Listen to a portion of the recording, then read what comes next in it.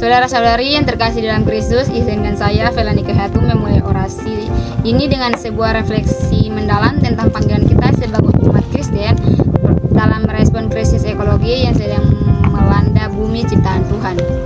Ketika kita membuka lembaran pertama kitab suci, kita menemukan narasi agung tentang penciptaan yang menyatakan dengan tegas bahwa Allah adalah pencipta segala sesuatu dan segala yang diciptakannya itu sungguh amat baik. Dalam Kejadian 1 ayat 31 tertulis, maka Allah melihat segala yang dijadikannya itu sungguh amat baik. Pernyataan ini bukan sekedar pujian estetis, melainkan deklarasi teologis tentang nilai instruktif seluruh ciptaan. Bumi dengan segala isinya memiliki makna dan tujuan, bukan semata-mata sebagai sumber daya yang dapat dieksploitasi tanpa batas. Namun, apa yang kita saksikan hari ini? Hutan-hutan gundul, udara yang penuh dengan polusi, sungai-sungai jadi tercemar, dan spesies yang punah satu demi satu. Perubahan iklim bukan lagi menjadi ancaman masa depan, tetapi realitas yang kita hadapi setiap hari. Kita hidup dalam era yang ditandai oleh krisis lingkungan yang mengancam kelangsungan hidup seluruh ciptaan. Di tengah krisis ini, kita sebagai umat Kristen tidak boleh berdiam diri. Kita memiliki mandat teologis yang jelas. Dalam Kejadian 2 ayat 15, Allah menempatkan manusia di Taman Eden untuk mengusahakan dan memelihara taman itu. Kata Ibrani yang diterjemahkan sebagai mengusahakan adalah abad, yang berarti melayani, dan memelihara adalah syamar, yang berarti menjaga atau melindungi. Ini bukan perintah untuk mendominasi dan mengeksploitasi, tapi panggilan untuk melayani dan menjawab dengan penuh tanggung jawab. Sebagai pewaris reformasi, kita memegang teguh prinsip sola scriptura atau Alkitab sebagai satu-satunya otoritas tertinggi dalam iman dan kehidupan kita. Dan Alkitab dengan jelas berbicara tentang tanggung jawab manusia terhadap ciptaan. Konsep stewardship adalah penata layanan menjadi sangat relevan dan konteks ini. Kita bukan pemilik bumi, tetapi penata layanan yang dipercayakan untuk mengelola ciptaan Tuhan. Seperti yang diingatkan Mazmur 24 ayat 1, Tuhan punya bumi serta segala isinya, dan dunia serta yang diam di dalamnya. Martin Luther, bapa reformator kita, pernah berkata bahwa jika dia tahu dunia akan berakhir besok, dia akan tetap menanam pohon apel hari ini. Pernyataan ini menunjukkan komitmen pada tanggung jawab kita di dunia ini, bukan sebagai pelarian dari realitas, tetapi sebagai bentuk ketaatan pada panggilan Allah. John Calvin juga menekankan bahwa segala sesuatu yang Allah ciptakan memiliki tujuan untuk memuliakan. Dalam karyanya, Calvin mengajarkan bahwa manusia dipanggil untuk mengelola ciptaan dengan bijaksana sebagai bentuk ibadah kepada Allah.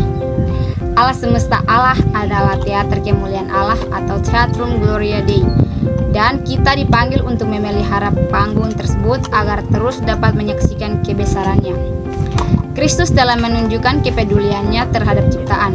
Dia berbicara tentang burung-burung di udara dan bunga bakung di padang dalam Matius 6 ayat 26-30. Dia menggunakan elemen-elemen alam dalam perumpamaannya, menunjukkan bahwa alam adalah wahyu Allah yang terus berbicara kepada kita. Lebih jauh lagi dalam Kolose 1 ayat 15-20, Paulus menegaskan bahwa dalam Kristus segala sesuatu dijadikannya dan dalam Dia segala sesuatu diperdamaikan. Karya penebus Kristus tidak terbatas pada manusia saja, tetapi mencakup seluruh kosmos. Lalu, apa respon praktis kita? Pertama, kita harus kembali kepada firman Tuhan dan membiarkan Alkitab membentuk world drive tentang lingkungan. Kita perlu mengembangkan teologi ekologi yang dibiblikan, yang mengintegrasikan iman dan kepedulian terhadap lingkungan. Doa dan tindakan harus berjalan seiring. Kita tidak bisa mengklaim mengasihi Sang Pencipta sambil mengabaikan atau merusak ciptaannya. Kedua, sebagai individu yang telah dibenarkan oleh iman atau sola fide, kita dipanggil untuk menghasilkan buah-buah iman dalam kehidupan sehari-hari. Ini mencakup gaya hidup yang berkelanjutan, mengurangi konsumsi yang berlebihan, menggunakan energi secara bijak, mengurangi limbah, mendukung produk-produk ramah lingkungan, dan memilih transportasi yang lebih bersih. Setiap tindakan kecil ketika dilakukan secara kolektif oleh jemaat Tuhan akan menciptakan dampak besar.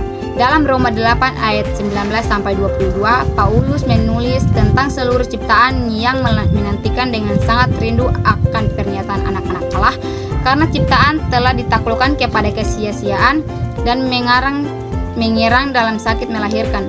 Namun ada pengharapan, ciptaan akan dimerdekakan dari perbudakan kebinasaan dan masuk ke dalam kemerdekaan kemuliaan anak-anak Allah. Kita dipanggil untuk menjadi agen kemerdekaan itu, instrumen pemulihan Allah bagi ciptaannya yang merintih. Sebagai umatnya yang percaya pada panggilan dan doktrin priesthood of all believer, imamat semua orang percaya, kita semua tanpa terkecuali dipanggil untuk melayani Tuhan dalam setiap aspek kehidupan, termasuk dalam kepedulian terhadap lingkungan. Tidak ada dikotom antara yang rohani dan yang jasmani, antara yang sakral dan yang sekuler. Segala sesuatu yang kita lakukan, termasuk cara kita memperlakukan lingkungan, harus dilakukan untuk kemuliaan Allah seperti yang tertulis dalam 1 Korintus 10 ayat 31. Sebagai penutup, izinkan saya mengajak kita semua untuk berkomitmen kembali pada panggilan kita sebagai penata layanan ciptaan Allah berdasarkan otoritas firman. Mari kita menjadikan kepedulian ekologi bukan sebagai agenda sekunder, tetapi sebagai ekspresi inti dari iman Kristen. Karena pada akhirnya bagaimana kita memperlakukan bumi ini adalah refleksi dari kita, bagaimana kita memahami dan merespons kasih Allah yang telah menciptakan dan menebus kita semua melalui Yesus Kristus. Kiranya Allah yang telah menciptakan langit dan bumi, yang menebus dosa kita melalui anugerahnya yang semata, memberkati kita dengan hikmat, kebenaran, dan komitmen untuk menjaga yang setia bagi ciptaannya. Sola Dei Gloria, hanya bagi kemuliaan Allah. Terima kasih dan Tuhan Yesus memberkati kita.